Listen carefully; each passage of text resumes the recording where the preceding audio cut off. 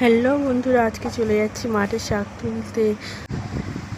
আর এই দেখো কত পুঁই শাক গাছ হয়ে আছে, কচি কচি পুঁই শাক ছোট কত হয়ে আছে। আর ওইদিকে এই দেখো বন্ধুরা কলমি শাক কত হয়ে আছে।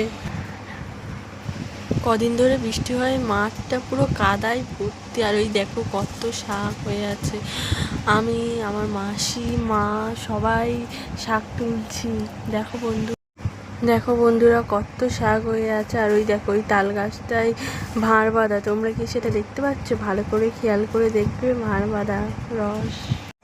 দেখো বন্ধুরা মাঠে পুরো কাদায় ভর্তি, আর আমরা চলে যাচ্ছি এখন শাক তুলতে।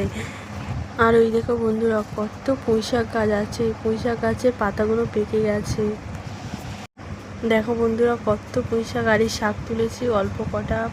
আর এই দেখো বন্ধুরা কত পাট শাক, বড় বড়, অনেক বড় বড় পাট শাক কত হয়ে চাষ করেছে।